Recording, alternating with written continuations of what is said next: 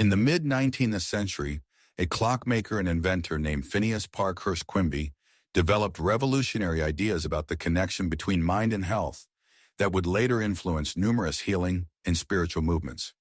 Though largely overlooked by mainstream history, Quimby's work laid the foundation for what would eventually become known as New Thought, positive thinking, and various mind-body healing approaches.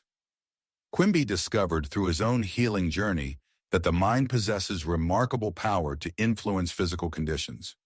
After curing himself of tuberculosis using mental methods, he dedicated his life to helping others overcome disease through what he called the science of health. His approach was radical for his time. He proposed that disease originated not in the body, but in erroneous beliefs and thoughts that manifested as physical symptoms. Man's happiness and misery are of his own make, Quimby wrote. His beliefs, his opinions, his religion, his wisdom, his ignorance, his evil thoughts, and his good ones, all cast their shadows or reflections on his soul and that which he makes himself believe that he is. This exploration delves into Quimby's core teachings about directing the mind toward health and abundance. While his language reflects his 19th century context, his insights remain remarkably relevant today, offering practical wisdom for anyone seeking to harness the power of thought for well-being and prosperity. Quimby's approach wasn't merely positive thinking, but a systematic method of recognizing and changing the deeper patterns of thought that create our experience. He distinguished between what he called spiritual matter, thought, and physical matter, arguing that the former shapes and determines the latter. By learning to direct thought consciously rather than being directed by unconscious patterns, he believed humans could transform their health, circumstances, and quality of life. As we explore Quimby's methods, we'll translate his 19th century concepts into contemporary understanding, drawing connections to modern research in psychoneuroimmunology, neuroplasticity, and the science of belief. We'll examine practical techniques for implementing his approach in daily life and consider both the possibilities and limitations of mind-directed healing. Whether you're facing health challenges, seeking greater abundance, or simply interested in the historical roots of mind-body medicine, Quimby's pioneering work offers valuable insights into the art and science of conscious thought direction, a skill that may be more essential in our distraction-filled modern world than ever before. Chapter 1. The Science of Thought. According to Quimby, to understand Quimby's approach to directing the mind toward health and abundance, we must first grasp his fundamental view of thought and its relationship to physical reality. Though he lacked the scientific terminology available today, Quimby developed a sophisticated understanding of how thought influences bodily conditions and life circumstances. Quimby made a crucial distinction between what he called spiritual matter and physical matter. By spiritual matter, he didn't mean something supernatural, but rather the substance of thought itself, what we might today call mental energy or information patterns. He proposed that this spiritual matter was more fundamental than physical matter and actually shaped physical reality rather than the other way around. Man's belief is his wisdom, Quimby wrote. This wisdom is matter, and the matter of our belief is the foundation of all our misery. By matter, he meant that thoughts have substance and consequence. They aren't merely ephemeral, but actually create conditions in the body and circumstances in life. This concept parallels modern understandings in quantum physics and consciousness studies, which increasingly recognize that observer effects and information patterns play fundamental roles in how physical reality manifests. What Quimby intuited through his healing work, science is now beginning to verify through research. For Quimby, every thought carries creative power. The thoughts we entertain repeatedly become beliefs. Beliefs become expectations. Expectations influence perception, and perception shapes experience. This cycle operates whether we're conscious of it or not, which is why Quimby emphasized the importance of becoming aware of our habitual thought patterns. Central to Quimby's teaching was the distinction between what he called wisdom and opinion. These represented two fundamentally different ways of thinking that produced dramatically different results in health and life experience. Opinion referred to conventional thinking based on societal beliefs, medical authorities, religious dogma, and cultural conditioning. This type of thinking, Quimby observed, was largely responsible for disease and limitation because it accepted illness and lack as inevitable realities. When people operated from opinion, they unconsciously aligned their thoughts with prevailing beliefs about aging, disease, and limitation. Wisdom, by contrast, represented insight that came from direct perception of truth beyond conventional beliefs. This higher form of thinking recognized health as our natural state and abundance as our birthright. Wisdom understood that many supposed laws of disease and limitation were actually just collective beliefs that could be transcended through clearer perception. Disease is what follows an opinion, Quimby explained. It is made up of mind directed in the wrong direction, and it contains no intelligence or truth. By this, he meant that illness results from misdirected thought energy rather than being an independent reality that attacks from outside. The shift from opinion to wisdom formed the core of Quimby's healing approach. He helped patients recognize how their symptoms corresponded to specific thought patterns and beliefs they had accepted, often unconsciously, from their cultural environment. By guiding them to question these beliefs and align with wisdom instead, he facilitated remarkable recoveries from conditions deemed incurable by conventional medicine. A key insight in Quimby's science of thought was his recognition that people tend to identify with their diseases, making illness part of their self-concept. This identification, he observed, powerfully reinforced and perpetuated the condition. When a person says, "I have consumption," Quimby noted, he is telling me that he has made up his mind to that effect, and in that belief lies the poison. By accepting and naming a disease as mine, a person mentally claims it as part of their identity, directing thought energy toward maintaining rather than dissolving the condition. Quimby taught patients to separate their true identity from their symptoms and diagnoses. He helped them understand that they were not their diseases, but rather conscious beings temporarily experiencing conditions that resulted from misdirected thought. This crucial distinction created mental space for healing to occur. This principle applies equally to limitations in abundance and prosperity. When someone says, "I'm just not good with money," or "I always struggle financially," they're creating an identity around lack that tends to perpetuate those very conditions. Quimby would have people recognize these statements as opinions rather than truths about their essential nature. Another important aspect of Quimby's thought science was his understanding that thoughts are contagious. They can be transmitted from person to person and from society to the individual. He observed this particularly in medical contexts, where a doctor's prognosis often became a self-fulfilling prophecy for the patient who accepted it. "A doctor's opinion is like a shadow," Quimby wrote. "When the patient feels the doctor's opinion, it becomes a reality to him, and he looks upon it as the substance." In other words, when we accept another person's belief about our condition, especially from an authority figure, we give that belief power to manifest in our experience.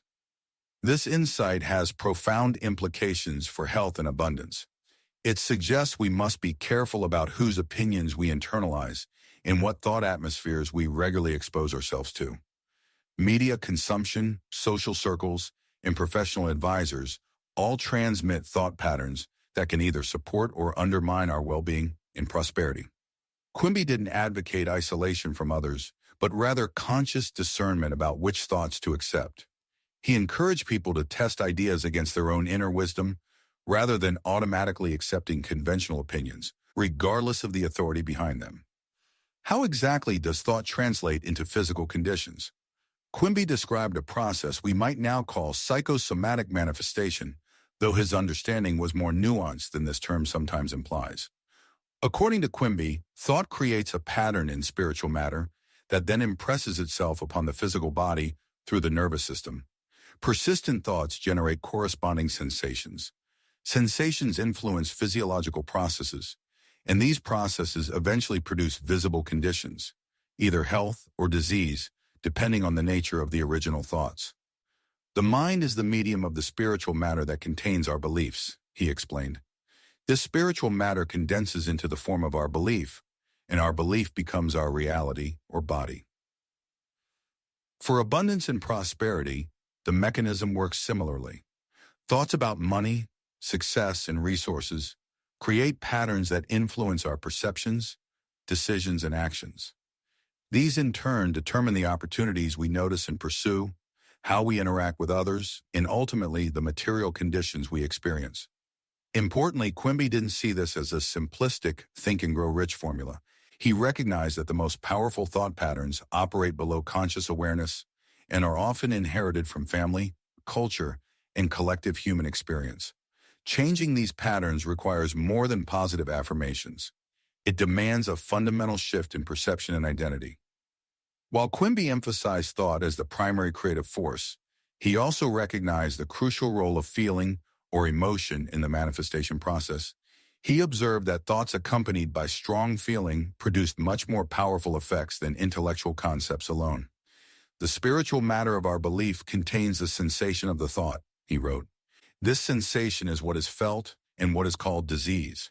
In other words, it's not just the intellectual content of a thought that matters, but the emotional charge carries.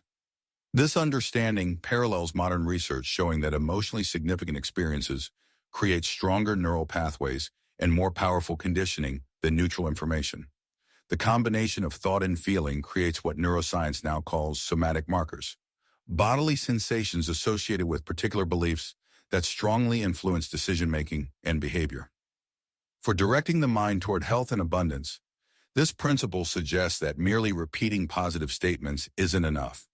We must generate genuine feeling states that correspond to wellness and prosperity, engaging both mind and body in the creative process.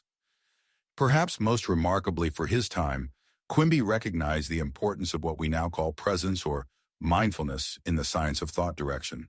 He observed that many people's minds were constantly absorbed in memories of the past or anxieties about the future, leaving little attention for the present moment where actual creation occurs. Man is always looking forward to something that exists in his mind, but has no existence in truth, he noted. He is always striving to be something that he is not, which keeps him sick and miserable. Quimby taught patients to bring their attention fully into the present, recognizing that healing and manifestation happen now, not in some imagined future. This presence practice helped break the habitual thought patterns that maintain disease and limitation, creating space for new possibilities to emerge.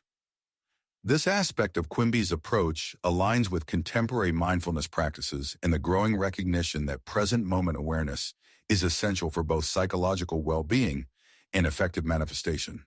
When attention is scattered across time, regretting the past and worrying about the future, our creative power becomes similarly dispersed and ineffective. Quimby's science of thought provides a comprehensive framework for understanding how mind influences matter, particularly in relation to health and abundance. By distinguishing between opinion and wisdom, recognizing the error of identification with disease, understanding thought contagion, clarifying the mechanism of manifestation, acknowledging the role of feeling, and emphasizing present moment awareness, he created a practical system for directing the mind toward desired conditions. Chapter 2.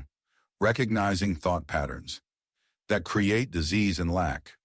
Before we can effectively direct our minds toward health and abundance, we must first become aware of the thought patterns currently creating our experience. Quimby emphasized this recognition as the essential first step in his healing approach. Without awareness of our mental habits, we remain unconscious participants in creating the very conditions we wish to change. Man is made up of his belief, Quimby wrote, and his belief is his wisdom, and his wisdom is attached to his identity. The challenge in recognizing our thought patterns lies in their familiarity. They become so habitual that they operate below the threshold of conscious awareness, feeling like just the way things are, rather than chosen perspectives.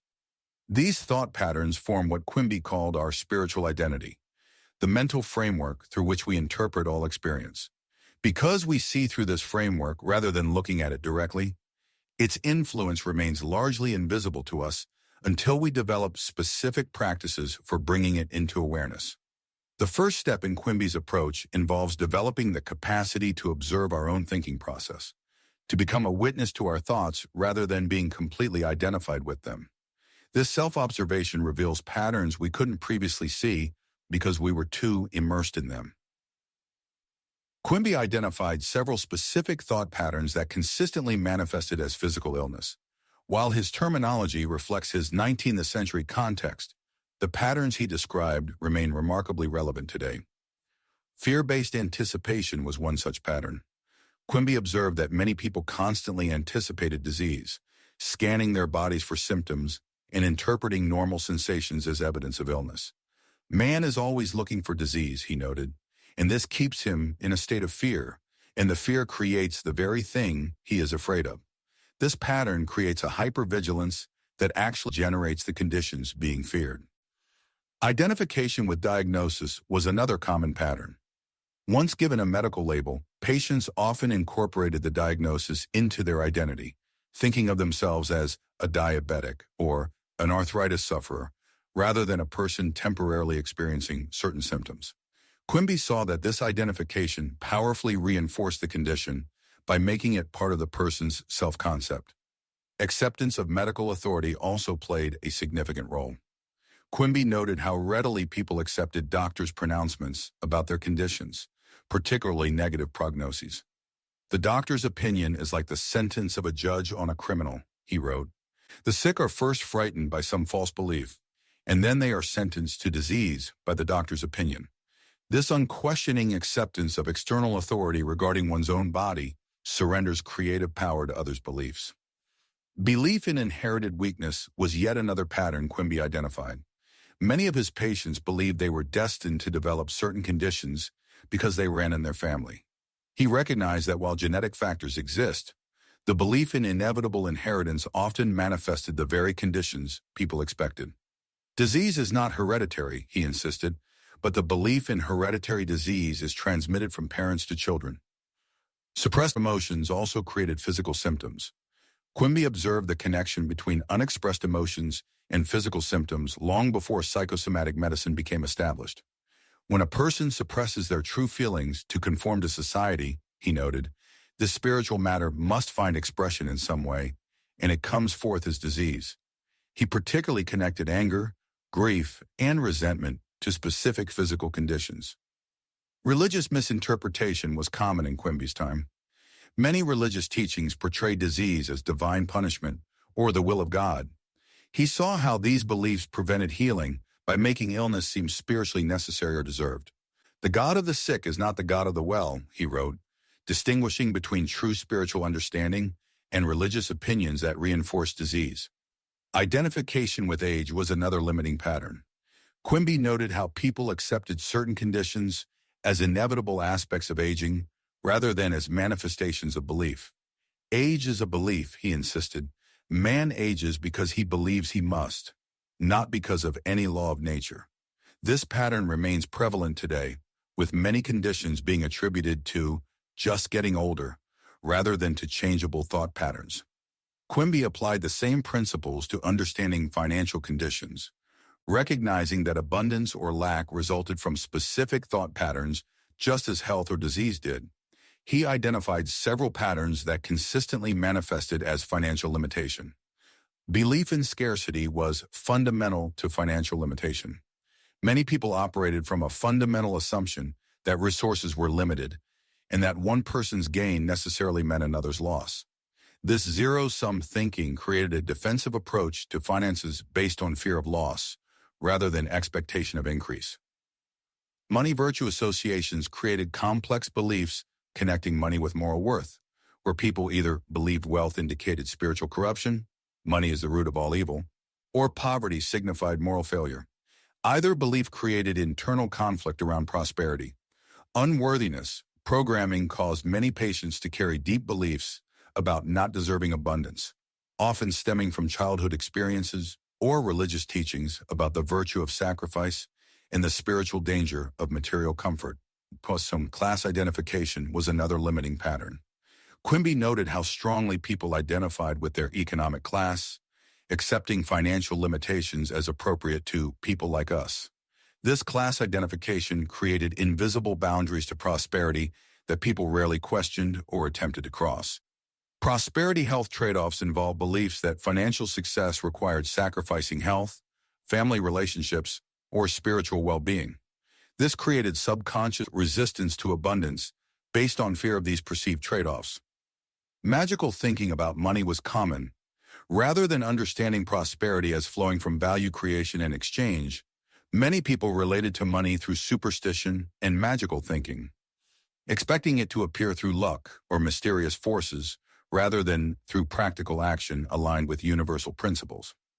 Perhaps most surprisingly, Quimby observed that many people were actually attached to financial difficulty because it provided a sense of identity, purpose, or moral virtue. This attachment created unconscious resistance to the very abundance they consciously desired. Quimby developed several approaches to help patients recognize their own thought patterns, adapting his methods to each individual's temperament and situation. These approaches remain valuable today for anyone seeking to understand the mental causes of their physical and financial conditions. He would ask patients to notice what thoughts were present when symptoms appeared or intensified. This simple observation often revealed direct connections between specific thoughts and physical manifestations. He paid careful attention to patients' habitual language, noting phrases like, "That makes me sick," "I can't afford it," or "I'm always broke." These verbal patterns revealed underlying beliefs that were creating corresponding conditions. Quimby taught patients to notice the emotional states that preceded symptom flare-ups or financial setbacks. These emotions often pointed to the specific beliefs generating both the feelings and the external conditions. Recognizing that dreams often reveal thoughts operating below conscious awareness, Quimby sometimes used patients' dreams to identify beliefs they weren't consciously acknowledging, but that were nevertheless influencing their health and finances. He observed that many limiting beliefs were formed during childhood experiences, particularly around ages 5, 7. He would help patients recall significant early experiences related to health or money to identify the origins of their current thought patterns. He encouraged patients to pay attention to their reactions to others' success or illness, recognizing that strong reactions often indicated underlying beliefs. Envy of others' wealth, for instance, might reveal beliefs about prosperity being available only to certain types of people. Perhaps most fundamentally, Quimby advocated periods of mental quietude where patients could observe the constant stream of thoughts without engagement. This practice revealed habitual thought patterns that normally operated unnoticed beneath conscious awareness. A practical application of Quimby's approach involves keeping what might be called a pattern recognition journal. This practice helps bring unconscious thought patterns into awareness, where they can be examined and changed. Create a simple journal divided into sections for health and finances. Several times daily, particularly when experiencing symptoms or financial concerns, pause to record the specific physical sensation or financial situation, the thoughts present in your mind at that moment, the emotions accompanying these thoughts, and any memories or associations that arise. After several weeks of consistent recording, review your journal to identify patterns. Which thoughts consistently precede symptom flare-ups? What beliefs seem connected to financial challenges? What emotional states correlate with changes in health or finances? What childhood memories keep surfacing in relation to current conditions? For each pattern identified, ask yourself, where did I learn this belief? Is this my own wisdom or an opinion I've accepted from others? What evidence have I collected to support this belief? How might my experience differ if I didn't hold this belief? Quimby emphasized that recognizing our thought patterns requires courage, the willingness to look honestly at beliefs we may have held for decades, and to question assumptions that feel like fundamental truths. This examination can be uncomfortable because it challenges our basic sense of reality and identity. The difficulty is not in seeing the truth, Quimby noted, but in admitting that what we have believed all our lives we may have held for decades. This admission and to question intellectual humility that feel like fundamental and a genuine commitment to this truth examination can be uncomfortable because it challenges our basic sense of reality and identity toward ourselves. The difficulty is not in seeing the truth, Quimby noted, but in admitting that what we have believed all our lives may be wrong. This admission requires intellectual humility and a genuine commitment to truth over comfort or familiarity. The process also requires compassion toward ourselves. The limiting thought patterns we discover aren't evidence of personal failure, but of having absorbed the dominant beliefs of our culture, family, and time period. Recognizing these patterns is not cause for self-judgment, but for celebration. It represents the essential first step toward freedom from their effects. Chapter 3. Quimby's Method for Changing Thought Direction. Once you've begun to recognize the thought patterns creating your current experience, the next step in Quimby's approach involves deliberately changing the direction of your mind. This isn't merely positive thinking or affirmation, but a systematic process of shifting from what Quimby called opinion to wisdom, from conditioned beliefs to perception aligned with truth. To change a belief is to change the mind, Quimby wrote, and to change the mind is to change the direction of the spiritual matter, and this changes the body. By spiritual matter, he meant thought energy or consciousness itself, which he understood as more fundamental than physical matter. Quimby's approach to changing thought direction differed significantly from modern positive thinking techniques. Rather than simply replacing negative thoughts with positive ones, he focused on shifting the entire perceptual framework, helping patients recognize a level of reality beyond the appearances that had seemed so convincing. This distinction is crucial. Merely affirming, "I am healthy," while still fundamentally perceiving yourself as sick, creates internal conflict rather than transformation. Quimby instead guided patients to recognize that health was their natural state, and disease was the temporary manifestation of misdirected thought. This recognition wasn't denial of symptoms, but perception of a deeper reality beneath them. Quimby's primary method for changing thought direction was what he called the silent treatment. This wasn't manipulation or suggestion, but a specific form of mental communication that operated beyond verbal exchange. During silent treatment, Quimby would enter a state of mental clarity and connect with what he called the wisdom or the science, a level of understanding beyond personal opinion. From this state, he would perceive the patient's true condition, health, rather than their manifested symptoms, and this perception would communicate itself to the patient's consciousness, awakening the same recognition in them. "My mode of treating disease is entirely new to the world," Quimby explained. "It is not magnetism, spiritualism, or religion, but it is based on a principle as simple as the working of a machine. It is a science that can be taught and practiced." While Quimby's silent treatment required his direct presence, he taught that anyone could develop this capacity through practice. The essential elements included quieting one's own personal opinions and mental chatter, connecting with the wisdom that perceives truth beyond appearances, clearly seeing the patient's essential nature as whole and well, maintaining this perception despite contradictory physical evidence, and communicating this perception directly from mind to mind. While Quimby often worked directly with patients, he also taught methods for self-treatment, approaches individuals could use to redirect their own thought patterns. These techniques remain valuable today for anyone seeking to apply his principles independently.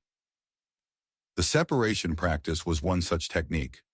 Quimby taught patients to mentally separate themselves from their symptoms and diagnoses, to recognize that they were not their diseases, but conscious beings experiencing temporary conditions.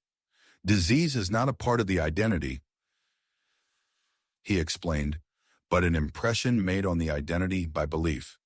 This separation created mental space for healing by preventing complete identification with the condition.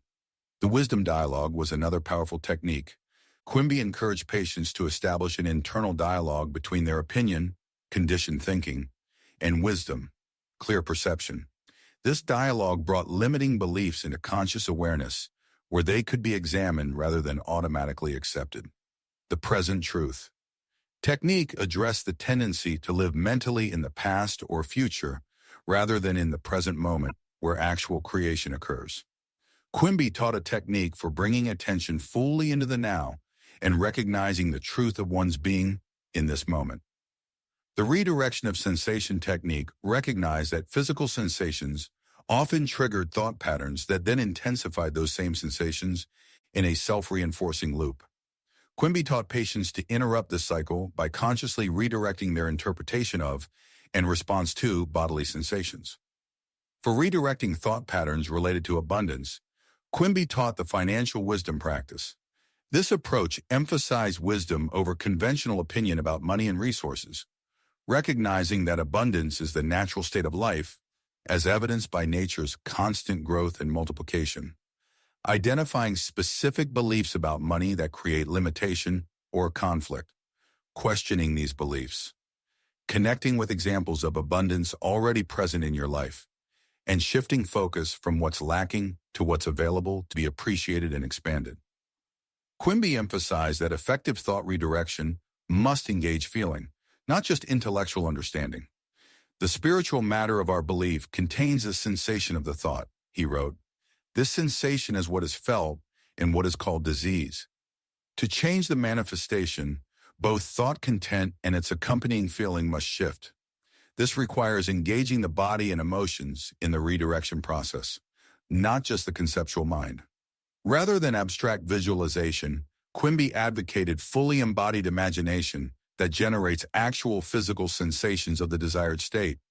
For health, this means feeling how your body would move, sense, and function in perfect wellness. For abundance, it means experiencing the emotional and physical sensations of financial ease and prosperity. Quimby recognized gratitude as a powerful feeling state that naturally aligns consciousness with wellness and abundance. Unlike many modern approaches that use gratitude as a technique, he understood it as a natural response to recognizing truth beyond appearances. Quimby observed that trapped emotions often block the free flow of health and abundance. He developed approaches for releasing these emotional blockages to allow new patterns to establish themselves. Quimby emphasized that redirecting thought patterns established over decades requires persistence and patience. The explanation is the cure, he wrote, but he recognized that full explanation, complete understanding, and integration of new patterns often unfolded gradually rather than instantaneously. He cautioned against the common tendency to begin the redirection process with enthusiasm, but abandon it when immediate results weren't apparent. The spiritual matter of belief requires time to condense into form, he explained, using the metaphor of seeds that must be planted, watered, and given time to grow before harvest. While Quimby was critical of many medical practices of his time, he didn't advocate rejecting all conventional treatment. Rather, he taught patients to use conventional approaches when appropriate while maintaining mental sovereignty, not surrendering their power of thought direction to external authorities. I have no objection to anyone using any kind of medicine they please, he wrote, but I believe that the time will come when disease will be treated as an error of mind, not as a physical phenomenon. This balanced perspective remains valuable today. Quimby's approach to thought direction can work alongside conventional medical or financial practices, with the crucial distinction that external measures are seen as temporary supports rather than the source of healing or abundance. Chapter 4. The Practical Science of Health Restoration. Quimby's approach to health restoration through directed thought wasn't merely theoretical, but intensely practical. He developed specific applications of his principles for addressing various health conditions, creating a systematic method that patients could implement in their daily lives. Disease is what follows an opinion, Quimby wrote. It is made up of mind directed in the wrong direction. This fundamental premise formed the basis of his practical approach to healing. Rather than treating symptoms directly, he focused on identifying and changing the specific thought patterns manifesting as physical conditions. Quimby recognized that different diseases corresponded to different types of misdirected thought. Through years of working with patients, he developed a sophisticated understanding of these correlations, enabling him to address the mental causes with remarkable precision. For example, he observed that inflammatory conditions often corresponded to anger, resentment, and frustration. Digestive disorders frequently related to inability to digest or process life experiences. Respiratory problems commonly connected to grief, sadness, or feeling smothered by circumstances. Skin conditions often manifested from boundary issues or feeling unsafe in one's environment, and joint problems typically related to inflexibility in thinking or resistance to life's changes. Before treatment could begin, Quimby performed what might be called a mental diagnosis, identifying the specific thought patterns manifesting as the patient's symptoms. This process differed dramatically from conventional medical diagnosis, which focused on categorizing physical symptoms rather than understanding their mental origins. Quimby would carefully listen to how patients described their symptoms, paying particular attention to the language and metaphors they used. These descriptions often revealed the underlying beliefs directly. He recognized that physical symptoms often corresponded to life circumstances and relationships. He would inquire about significant events preceding symptom onset, particularly changes, losses, or conflicts that might have triggered specific thought patterns. Understanding that many disease-creating thought patterns stem from religious, medical, or cultural beliefs, Quimby would explore patients' fundamental assumptions about health, the body, aging, and the nature of disease itself. Perhaps most uniquely, Quimby developed the capacity to directly perceive patients' thought patterns through what he called spiritual senses. This wasn't mystical, but a refined form of empathic awareness that allowed him to feel the mental states creating physical conditions. Based on his understanding of specific thought-symptom correlations, Quimby developed targeted approaches for redirecting the mind in relation to common health conditions. For chronic pain conditions, Quimby observed that chronic pain often resulted from resistance to life experiences combined with beliefs about vulnerability and suffering. His approach included recognizing pain as information rather than punishment or random affliction, identifying the specific resistance expressed through the pain, mentally separating from identification with the pain, directing attention to the wisdom of the body rather than its apparent malfunction, and visualizing free-flowing energy through the affected area without resistance or blockage. For immune system disorders, Quimby connected immune dysfunction to confusion about identity and boundaries, the system attacking itself or failing to recognize genuine threats. His approach included clarifying mental boundaries between self and not self, addressing beliefs about being attacked by life or others, resolving internal conflicts where aspects of self were being rejected, developing clear discernment about what to accept and what to release, and visualizing the immune system functioning with perfect intelligence and precision. Heart and circulation problems, in Quimby's observation, often connected to beliefs about love, worthiness, and emotional expression. His approach included identifying blocked emotions, particularly unexpressed love, grief, or joy, addressing beliefs about deserving love and support, resolving conflicts between giving and receiving, visualizing circulation as the flow of life energy without obstruction, and developing practices for regular emotional expression and release. Digestive issues frequently correlated with difficulty digesting life experiences or resistance to nourishment on multiple levels.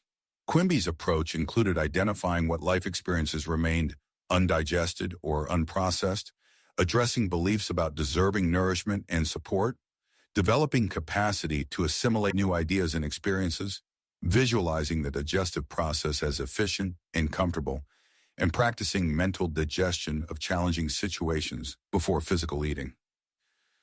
Breathing difficulties often connected to grief, feeling smothered by circumstances, or fear of fully engaging with life. Quimby's approach included identifying unexpressed grief or sadness being held in the chest, addressing beliefs about having space to exist fully, resolving conflicts about independence and dependence, visualizing breath as the direct connection to life energy, and practicing conscious breathing as affirmation of life engagement. Beyond addressing specific conditions, Quimby taught a daily practice for directing the mind toward health maintenance and enhancement. Begin each day by establishing the mental direction toward health. Before rising, bring awareness to the body without immediately engaging with any symptoms or discomfort. Recognize your essential nature as well and hold beneath any temporary conditions. Set clear intention for how you wish to experience your body today. Visualize energy flowing freely through all systems and organs, and generate genuine gratitude for the body's continuous functioning in countless ways. Quimby recognized that eating provided a powerful opportunity for directing thought toward health, as the mind state directly influenced digestion and assimilation. Before eating, pause to clear the mind of stress, worry, or hurry. Recognize food as concentrated life energy rather than just material substance. Visualize the nourishment being perfectly utilized by the body. Eat with full attention rather than while distracted by other activities, and express gratitude for the nourishment and all that brought it to you. For addressing symptoms as they arise during daily life, Quimby recommended noticing the symptom without immediate labeling or diagnosis, observing what thoughts and emotions accompany the sensation, asking what message or information this symptom might be conveying, mentally separating from identification with the condition, directing thought toward the perfect functioning of the affected area, and taking appropriate practical action without surrendering mental direction. Before sleep, Quimby suggested integrating the day's experiences and establishing healing direction for the night. Review the day with an eye toward learning rather than judgment. Identify any unresolved emotions or experiences that need processing.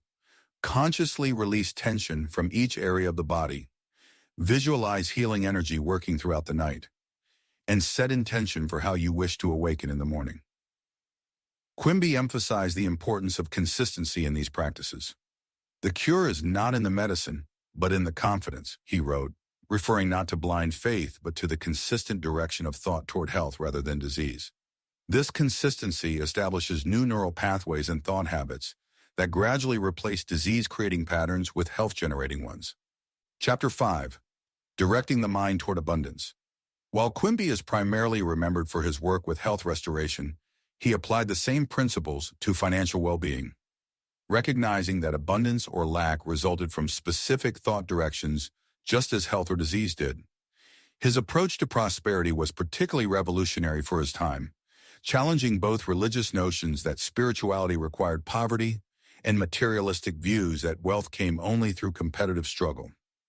The substance of things hoped for is in the belief, Quimby wrote. If a man believes that by doing certain things, he will bring about a certain result, his belief, being a substance, will bring about the desired effect. This understanding formed the basis of his practical approach to directing the mind toward abundance.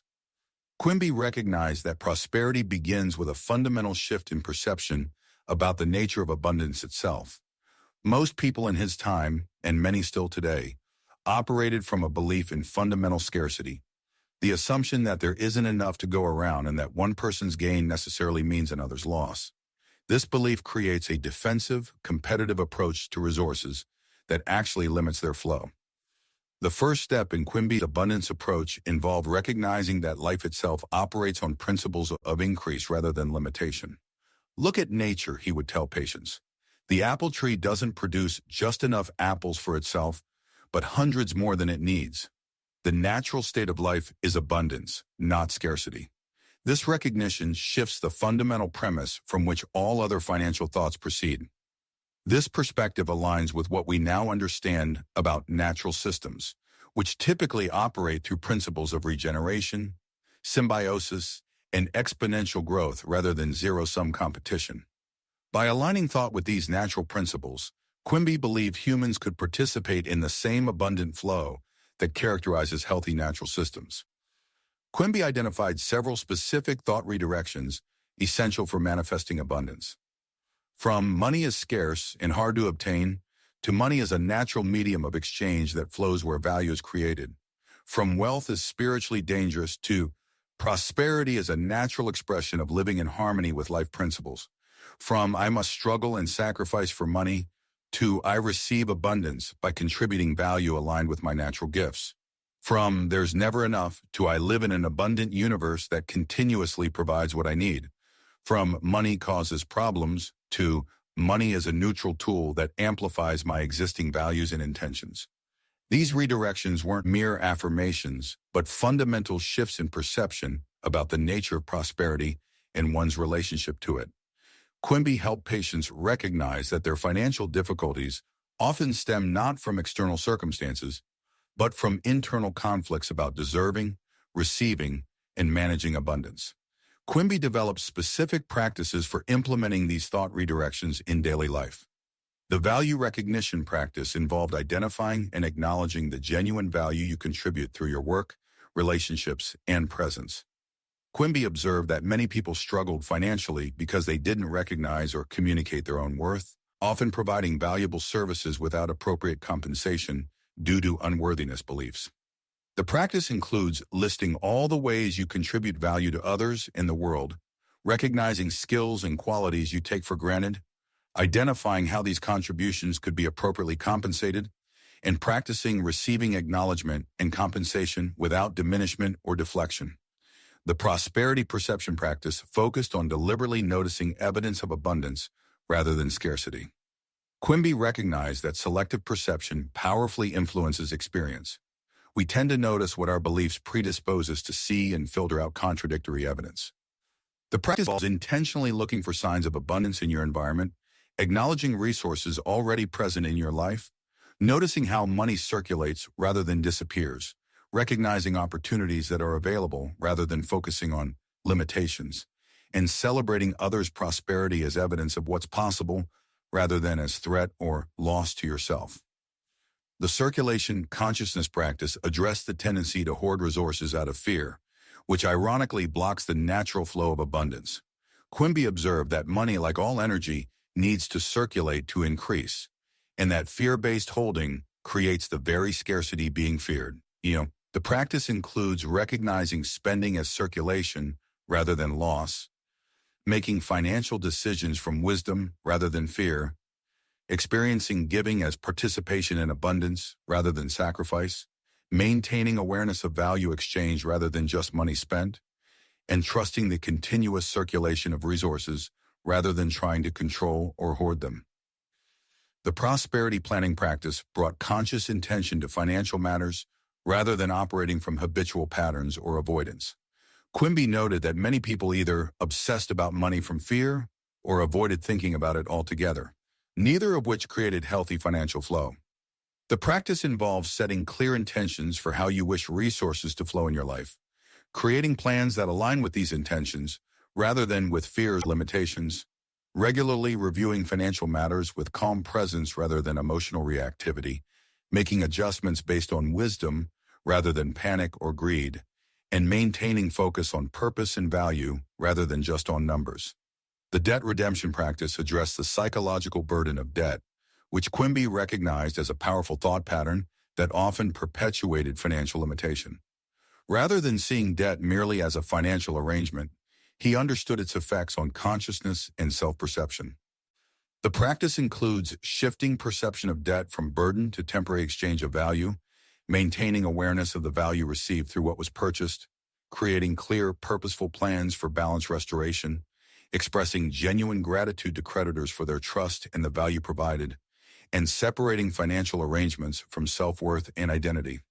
The prosperity environment practice recognized the powerful influence of physical surroundings on financial consciousness. Quimby observed that environment both reflects and reinforces thought patterns about abundance or scarcity. The practice involves creating physical spaces that evoke feelings of sufficiency and beauty, removing or transforming objects that trigger scarcity thoughts, organizing financial genuine gratitude to creditors for their trust and the value provided, and separating financial arrangements from self-worth and identity. The prosperity environment practice recognized the powerful influence of physical surroundings on financial consciousness. Quimby observed that environment both reflects and reinforces thought patterns about abundance or scarcity. The practice involves creating physical spaces that evoke feelings of sufficiency and beauty, removing or transforming objects that trigger scarcity thoughts, organizing financial documents to create clarity and ease, surrounding yourself with appropriate symbols of abundance that resonate with your values, and regularly refreshing your environment to allow new energy to circulate. The wealth identity practice addressed the fundamental self-concept that either allows or blocks prosperity. Quimby recognized that many people maintain poverty not because they didn't want abundance, but because prosperity didn't align with their sense of who they were. The practice includes identifying and questioning inherited beliefs about people like me in relation to money, recognizing ways you may be keeping yourself financially small to maintain belonging with family or peers, consciously choosing prosperity as aligned with your values and purpose, developing comfort with receiving and having more than you've previously experienced, and creating a clear sense of how abundance serves your authentic self-expression rather than contradicting it. Quimby emphasized that these practices required consistency and patience, just as his health approaches did. The spiritual matter of belief doesn't change all at once, he noted, but gradually shifts as new patterns become established through regular direction. He particularly cautioned against the common tendency to practice prosperity thinking during dedicated times, but revert to scarcity consciousness during daily activities and decisions. It's not what you think about money when you're trying to think well, he explained, but what you think the rest of the time that creates your experience. This insight highlights the importance of bringing awareness to unconscious financial thoughts that arise during routine activities. While shopping, receiving bills, discussing money with others, or making earning and spending decisions.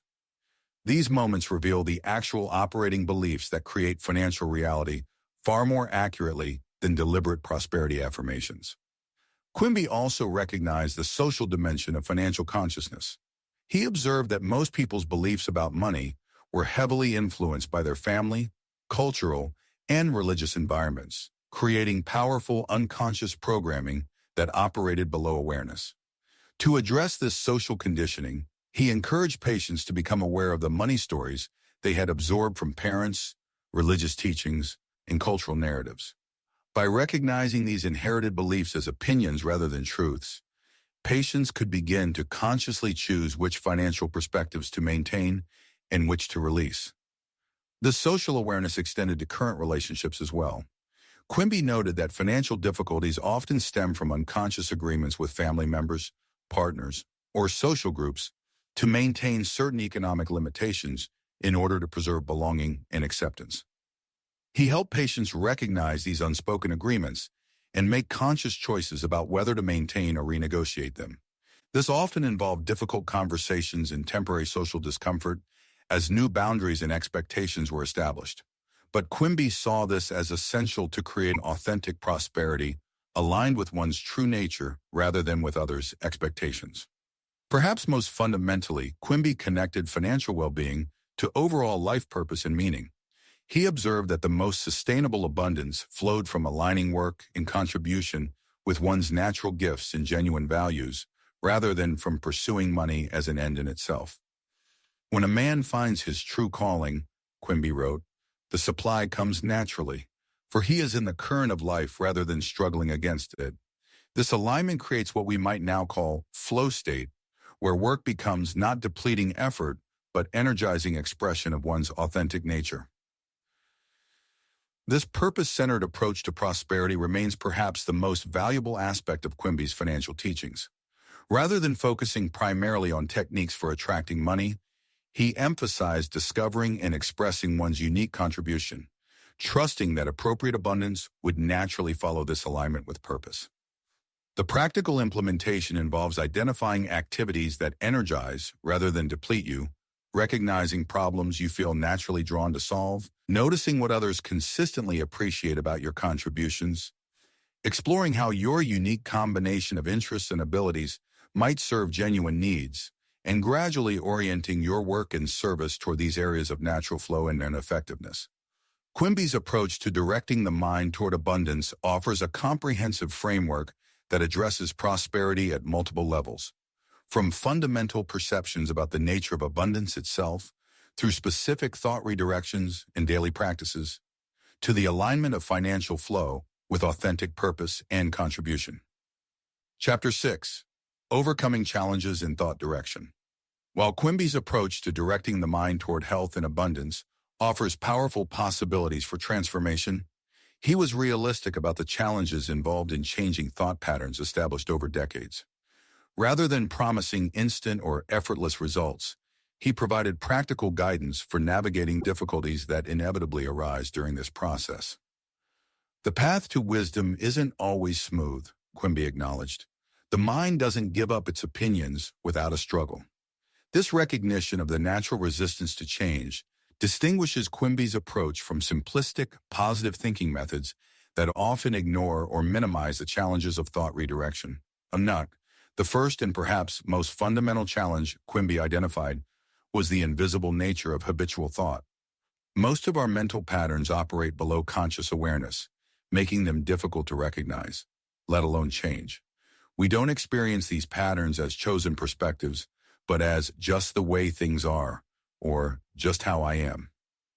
Quimby addressed this challenge through what we might now call mindfulness practices, systematic methods for bringing awareness to thought processes that normally operate automatically. He taught patients to pause regularly throughout the day to notice their current thoughts, particularly during times of stress, physical symptoms, or financial concern.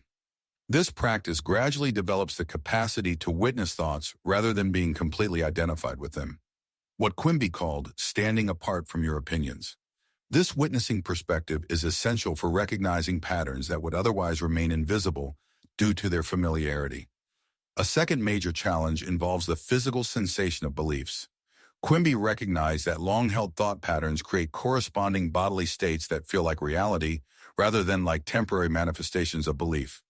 When we attempt to adopt new thought directions, the body often continues to generate sensations that seem to contradict and invalidate the new perspective.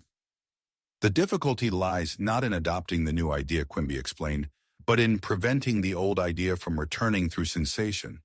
This insight recognizes that thought patterns become embodied over time, creating physical feedback loops that tend to reinforce existing beliefs rather than support new ones. Quimby addressed this challenge by teaching patients to recognize sensations as effects rather than causes, as manifestations of previous thought patterns rather than evidence of current reality. He helped them develop the capacity to maintain new thought directions despite contradictory sensations, understanding that the body would gradually align with persistent mental redirection. Practical approaches included consciously relaxing areas of physical tension that accompanied limiting beliefs, bringing awareness to how different thoughts created different bodily states, and practicing new thought directions, specifically during times when contradictory sensations were strong, rather than waiting for them to subside before attempting change. A third significant challenge involves what Quimby called the return of old beliefs. He observed that thought patterns often seem to disappear during dedicated practice, only to return unexpectedly during stress, illness, or challenging circumstances. This created discouraging cycles where progress seemed to be made and then lost. Quimby helped patients understand these returns not as failures, but as opportunities to address deeper layers of the pattern. When an old belief returns, he explained, it's bringing to your attention aspects of the pattern you haven't yet fully recognized or addressed. This perspective transforms apparent setbacks into valuable information for more complete transformation. He taught specific practices for working with returning patterns, welcoming rather than resisting their appearance, examining them with curiosity rather than judgment, identifying what triggered their return, recognizing any secondary benefits they might provide, addressing these newly visible aspects before returning to the new direction. This approach prevents the common cycle of enthusiasm, followed by discouragement, that often characterizes attempts at thought change. Instead of seeing returns as evidence that the process isn't working, they become expected and valuable parts of the transformation journey. A fourth challenge Quimby identified was what we might now call cognitive dissonance, the mental discomfort that arises when new thought directions contradict established beliefs and identities. This discomfort often manifests as doubt, confusion, or anxiety that can derail the redirection process if not understood and addressed. Quimby recognized that this dissonance wasn't a problem, but a natural part of change.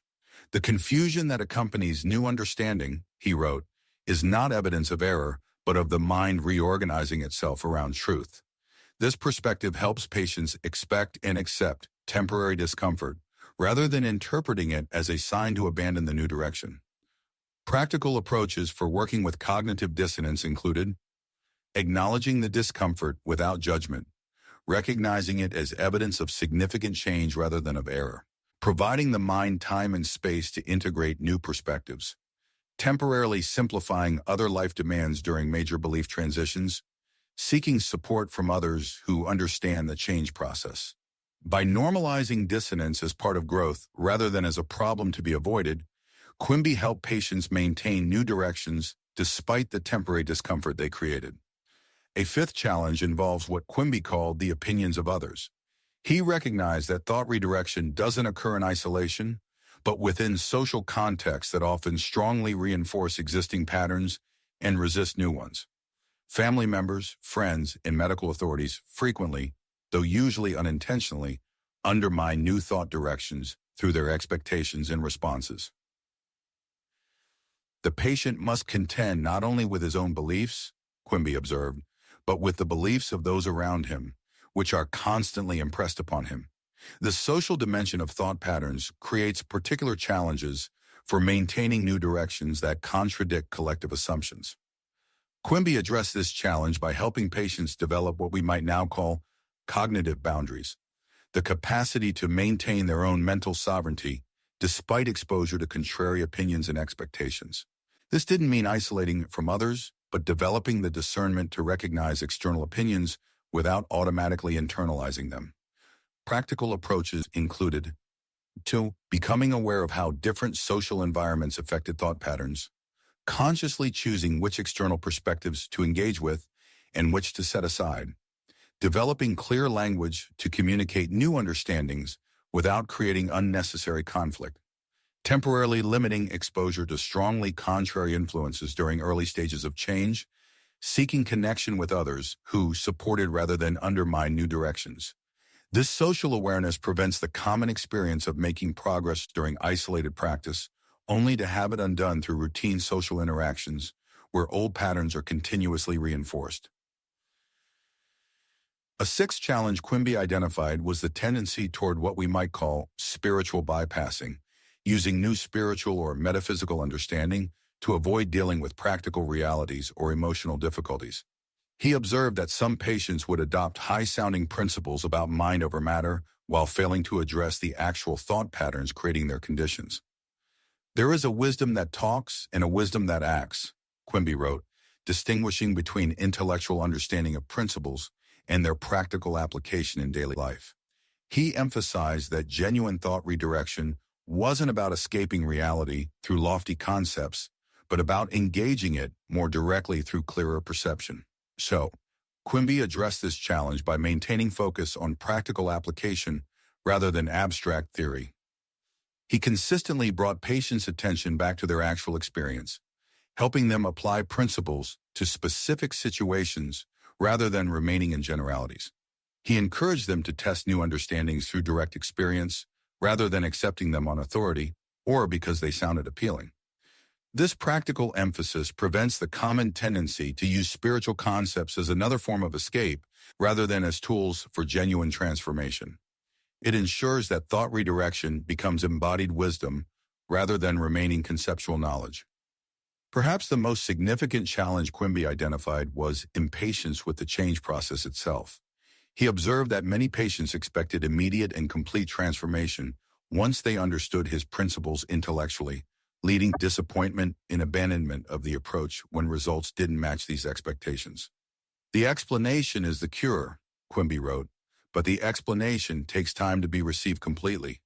By this, he meant that while understanding the principles intellectually might happen quickly, their full integration into consciousness, what he called spiritual reception, typically unfolded gradually through consistent practice and application. Quimby addressed this challenge by helping patients develop realistic expectations about timing. He used metaphors from nature, seeds growing into plants, seasons changing gradually rather than instantly, to illustrate the natural timing of genuine transformation. He encouraged patients to recognize and appreciate small changes rather than focusing exclusively on complete cure or total abundance. This patience with process prevents the common cycle of enthusiasm, followed by disappointment that characterizes many approaches to personal change. It allows for sustainable transformation through consistent practice rather than dramatic but temporary shifts through force of will. For contemporary application of Quimby's approach to these challenges, several practical strategies emerge. Develop a regular practice of thought awareness, perhaps through meditation, journaling, or periodic pauses throughout the day, to bring habitual patterns into consciousness where they can be addressed. Work with the body as an ally in thought redirection by recognizing sensations as information rather than truth, consciously relaxing areas of physical tension associated with limiting beliefs, and engaging in movement practices that support new thought patterns. Expect and welcome the return of old thought patterns as opportunities for deeper understanding rather than as failures. Keep a journal of triggers that activate old patterns to identify areas needing additional attention. Normalize cognitive dissonance as a natural part of growth rather than as evidence of error. Create additional space for rest and integration during periods of significant belief change rather than maintaining usual productivity expectations. Become aware of the social dimensions of your thought patterns by noticing how different relationships and environments affect your mental state. Consciously choose which influences to engage with, particularly during early stages of establishing new patterns. Maintain focus on practical application rather than abstract understanding. Regularly ask, How is this principle manifesting in my daily experience? Rather than collecting concepts without embodying them. Develop patience with the change process by recognizing and appreciating small shifts rather than focusing exclusively on end results. Use metaphors from nature to understand the natural timing of genuine transformation. Quimby's nuanced understanding of the challenges involved in thought redirection offers valuable guidance for anyone seeking to apply his principles. By acknowledging and addressing these challenges directly rather than ignoring or minimizing them, his approach provides a realistic pathway to sustainable transformation rather than temporary inspiration followed by disappointment. Chapter 7. The broader implications of Quimby's approach. While Quimby focused primarily on practical applications of his principles for individual health and prosperity, his work contains broader implications that extend far beyond personal well-being. His understanding of the relationship between thought and reality offers insights relevant to education, healthcare, social systems, and our collective future. This chapter explores these wider dimensions of Quimby's approach. Perhaps the most fundamental implication of Quimby's work is his challenge to the materialist paradigm that has dominated Western thought for centuries. This paradigm assumes that physical matter is primary and consciousness secondary, that the brain produces mind rather than mind influencing matter.